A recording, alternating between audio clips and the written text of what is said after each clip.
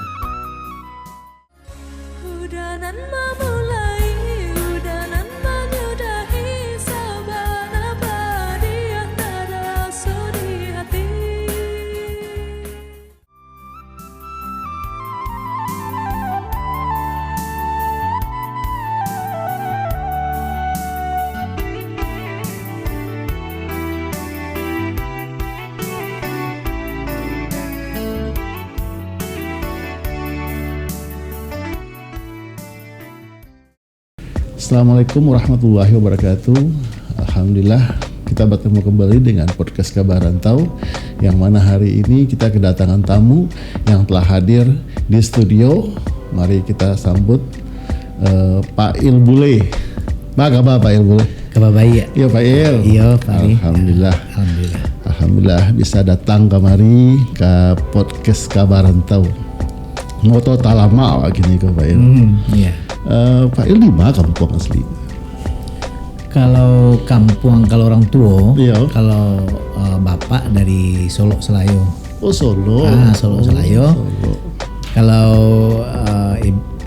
ibu dari Solo juga, tapi di tapeknya di Saniambaka. Oh Saniambaka. Jadi kalau lagi ya Pak Il di. Lagi di Padang. Oh lagi di Padang. Padang di namanya Alasko, Orang Lawe Koto. Alasko, Orang Lawe Koto. Di Singke juga Alasko. Betul. Kalau di Lonari kan Alaska. Betul.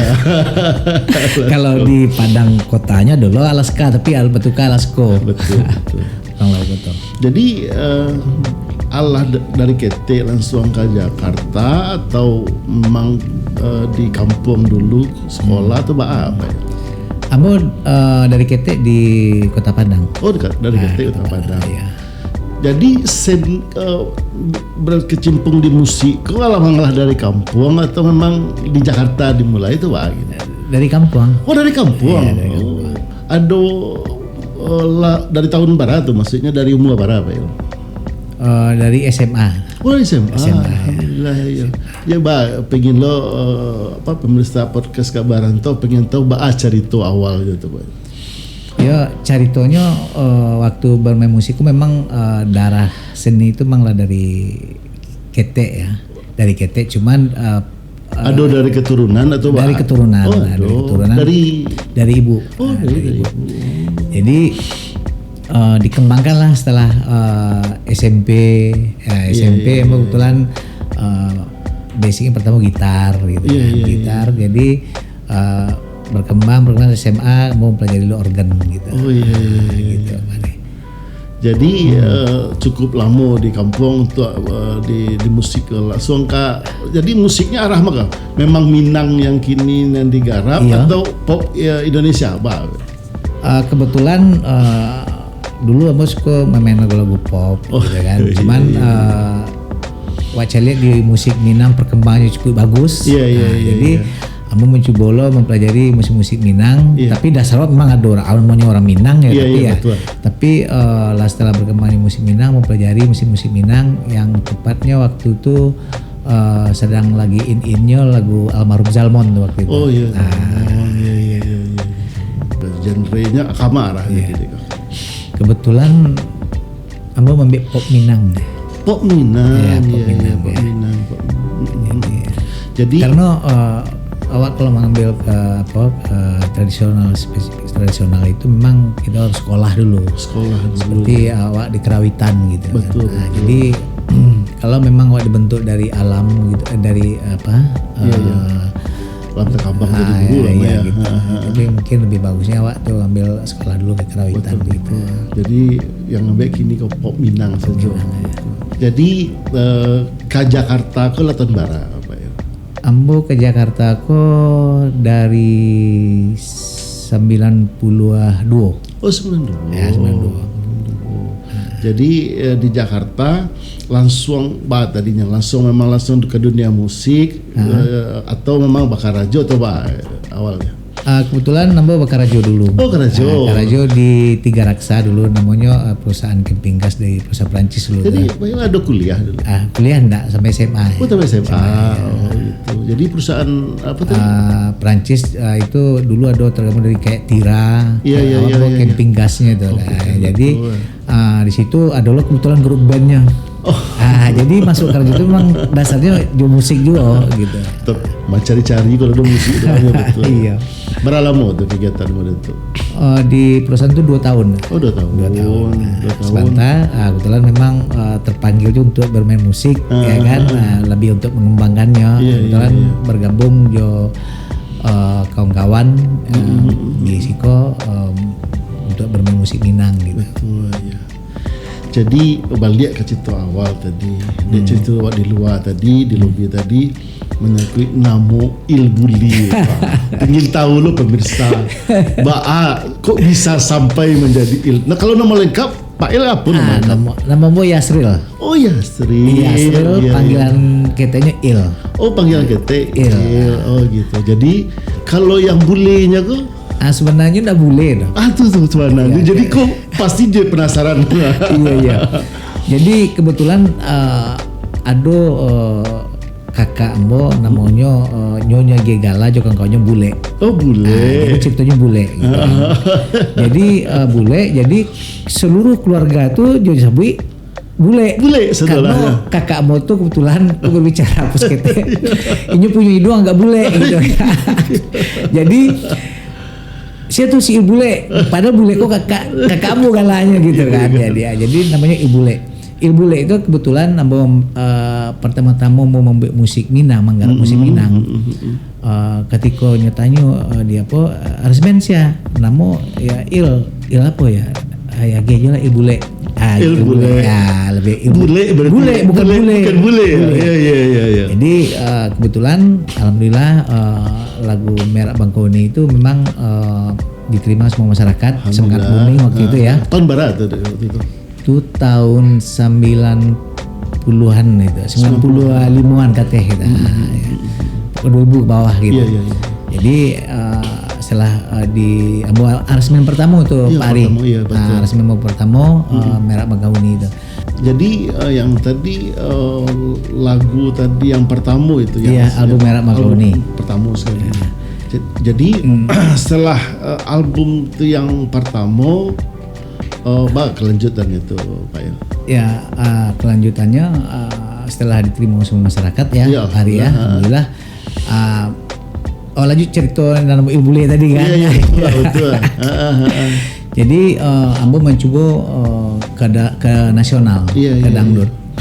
Jadi ambo mencoba ke dangdut di Sikoko, ambo mencari bibit-bibit penyanyi dangdut. Betul. Jadi kalau ambo punya prinsip, ambo lebih rancak mencari penyanyi yang belum ada nama. Betul. Jadi itulah.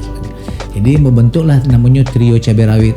Trio Cabai Rawit. Ya. Tahun berapa? Tahun 2000. Oh 2000. Ya, tahun 2000. Jadi trio cabai rawit itu membentuk ketika itu timbul ambo bisa mau menciptakan bisa yang trio kok jadi viral gitu Jadi kan. viral itu.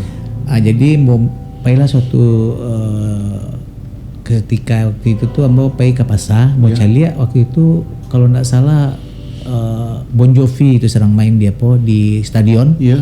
New Life. Iya. New Life mau cari tapi dijual di VCD gitu loh.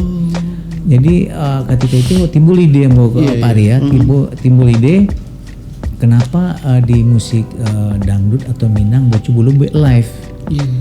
Buat live gitu kan. Nah, buat lah bentuk cabai rawit tuh. Kebetulan memang ambo ndak bakal just orang dibantu sama kawan-kawan. Kawan.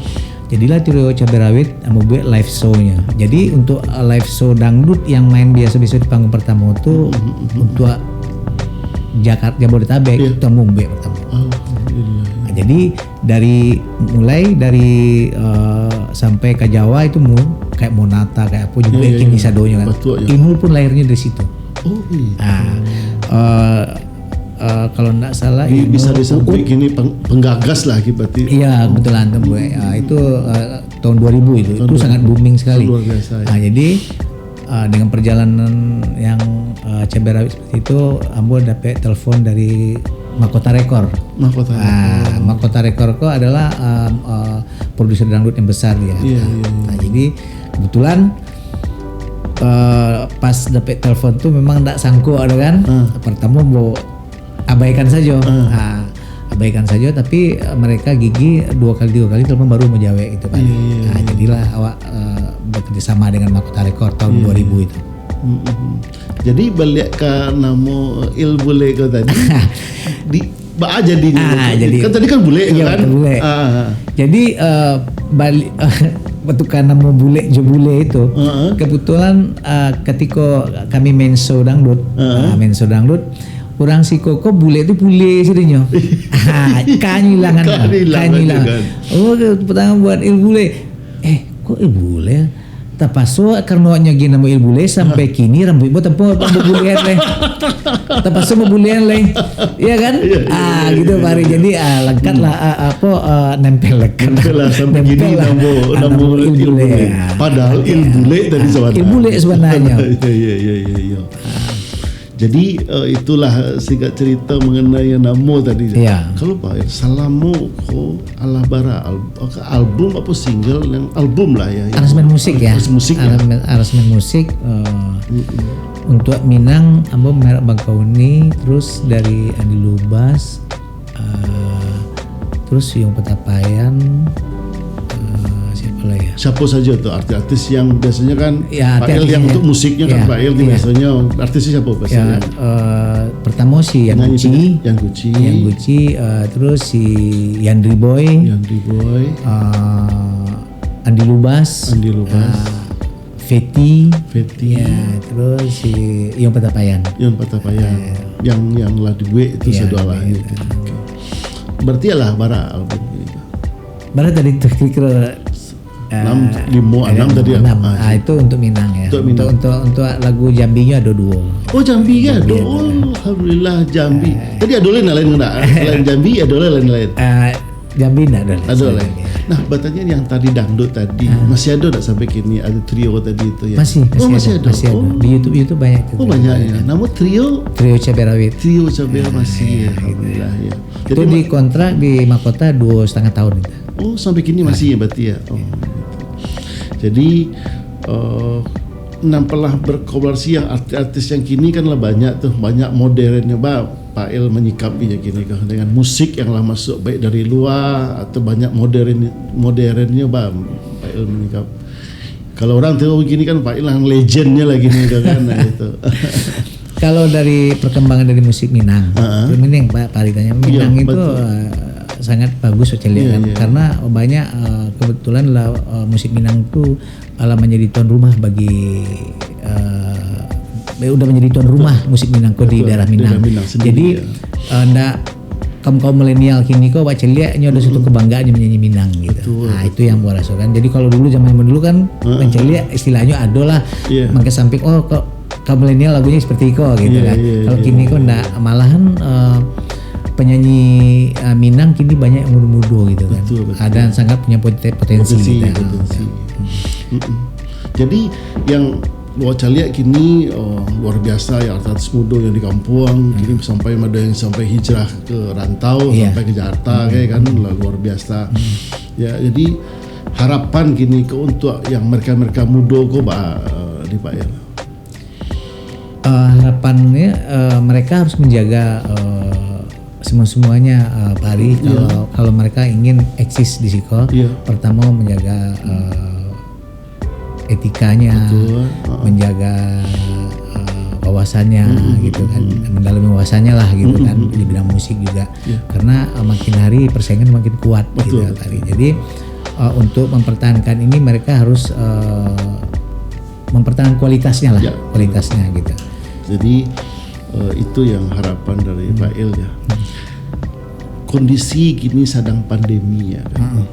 Selama kegiatan masih ada kegiatan musik atau apa kini atau membuat lagu Pak El kini atau apa saja kan sejak dari Maret ya gitu kan betul, pandemi kan. Indak seniman seluruhnya pasti kan ya seduahlahnya kan. Masih saat ini kini kok tetap jalan masih ada kegiatan yang membuat musik atau gini Pak El. Kalau awal-awalnya pandemi itu Pak Ari mungkin bisa lari ke YouTube ya Pak. Tapi setelah itu paling-paling waktu pandemi masuk corona itu COVID itu cuman hanya 2 bulan ada kegiatannya. Tapi Iko berjalan 8 bulan ya. 8 bulan. Jadi yang 6 bulan itu memang tidak ada sama sekali. Tapi ada bisnis sampingan apa gini apa biasanya kan. Kalau artis kok kan orang awak, apalagi orang awak kan, aduh caro jalannya kan gitu. Iya kalau dalam kondisi kini kok aduhnya caro jalan tetap mentok.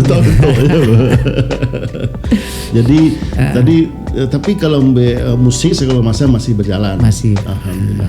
Apa rencana Pak Il ke depan untuk musik Minang? Jadi ada rencana kamu ke album, apa rencana Pak Il? Ya bikin album pasti ya Pak Ari ya. Pasti ya. Cuman awak ingin sekali kebetulan bekerja sama dengan penyanyi yang lebih muda gitu kan. Karena mereka itu punya talenta yang bagus ya. Betul. Jadi kalau kini kan lebih ke aransemen musik. Jadi kalau orang ke Barale segala macam pasti mencari Pak Il. Jadi kalau orang pengen langsung tuh menghubungi Pak Il langsung. Iya langsung ke Pak Il. Ada manajemen Pak Il. Ada HP nomor HP ada. Kok nomor HP-nya? Alah ditulis langsung kan. Jadi itulah Pak Il. Jadi saran-saran Pak Il lagi nih kau untuk milenial tentang musik-musik yang ada di Minang yang kini kau baik musik tradisionalnya, musik modernnya, apa masukan dari Pak Il? Yang mau minta kepada yang kaum milenial gini untuk musik Minang, seniman Minang yang milenial supaya kalau dapat bisa menjago segala-galanya. Gitu. Jadi baik tuh performannya, penampilannya, terus cara kita menggunakan media sosial gitu kan. Itu penting sekali karena kita tanpa dari masyarakat kita ini nggak ada apa-apanya Pak Ari. Jadi mereka lah yang mengangkat kita dan mereka lah yang bisa menaikkan kita gitu lah. Jadi walaupun kita bagus gimana juga kalau tanpa dukungan dari masyarakat yang mencintai kita itu nggak akan bisa naik sebagus-bagus apapun. Nah, jadi itu yang harus kita jaga sekali buat kaum milenial supaya cara berkomunikasi, cara menjaga semuanya lah, termasuk menjaga wawasan kita sendiri gitu. Itu Pak Il ya. Jadi baca itu tadi lah kasinan kamari lah batanya. Salamu ko di rantau lihat cuy pulang kampung. Pulang kampung sesekali lo kalau ada order lo. Jadi yang khusus kerja pulang, jadi ya cok jadi order di kampung langsung sebab pulang kampung sama ya. Itu rata-rata dawa iya betul. Sekian banyak yang podcast di Siko, rata-rata pas pulang kampung dapat orderan sekalian pulang kampung ya. Jadi itulah pepatah menyilam sambil minum. Gitu. Tapi lihat cok ya. Lah iya. Minimal setahun barangkali.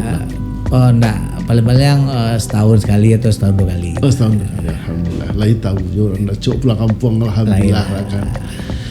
Pak El. Iya. Jadi ada jadi pemikiran awak gini ya. Penyanyi-penyanyi Minang tuh ya. Kalaulah tuonya kan umpamanya kan, selama aku dapat nak royalti kayaknya tuh nak dari produser atau dapur rekaman tuh dapat nak biasanya kan. Kalau yang saya tahu Ambo, yang royalti dengan produser itu yang setahu awak, ya Pak Arya, itu hanya sebatas hubungan kerja saja. Jadi ketika awak album wak booming, adalah dari produser seberapa gitu. Itu yang awak tahu kan. Tapi kalau royaltinya dari KCI, Karya Cipta Musik Indonesia, itu dapetnya ya sekedar aja. Untuk apa nggak bisa diandalkan lah itu.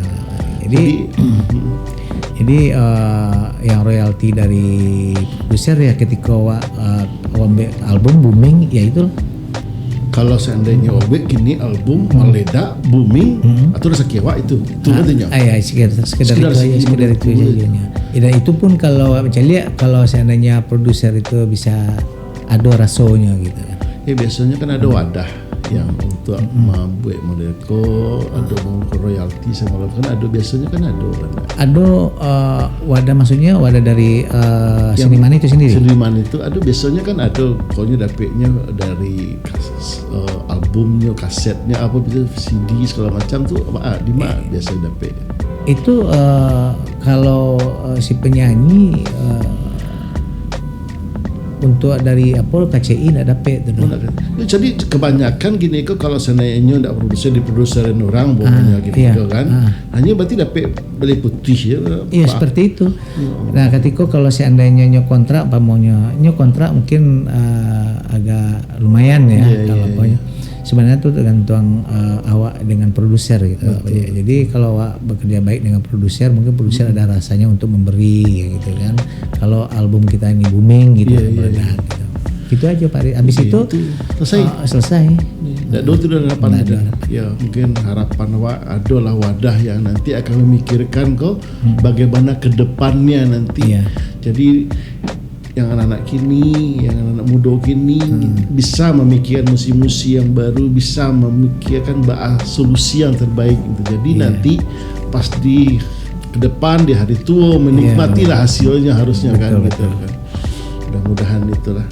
Tapi memang susah juga Pak Ari, seharusnya dari seorang artis itu kalau seandainya ada katakanlah nyola sempat booming ya sebelum seharusnya produserku ada kerjasama dengan suatu perusahaan apa gitu. Jadi mereka itu bisa menjadi mensponsori dia sebagai ini gitu. Jadi artinya kayak contohnya siapa artis Minang lagi top atau ya kan hanya bisa jadi iklan gitu kan. Jadi di bako di artis daerah lain bisa seperti itu gitu. Apa memang mereka ada suatu terkoordinir atau seperti apa. Tapi yang di artis Minang waraso satu pun kalau saya lihat tidak ada yang jadi bintang iklan juga sampai ke situ. Hanya sekedar menyanyi saja. Tapi kalau dari performan kan mereka cantik-cantik, ganteng-ganteng kan. Jadi carancak. Jadi apa salahnya? Jadi apa kok mentoknya dari seorang produser tidak melobi atau seperti apa nggak tahu, atau dari seorang artis tidak mempunyai manajemen gitu. Jadi itulah harapan ke depan. Mudah-mudahan musisi-musisi Minang ke depan lebih terarah dan bisa secara di hari tua menikmati hasilnya. Jadi itulah Pak Il bagian kamari cerita. Alhamdulillah, terima kasih Pak Il atas kedatangan di studio kami. Mudah-mudahan bisa diundang datang lihat Pak Il ya. Siap Pak Il. Jadi pemirsa podcast Kabar Rantau, alhamdulillah di penghujung pembicaraan kita dengan Pak Ilbule. Assalamualaikum warahmatullahi wabarakatuh.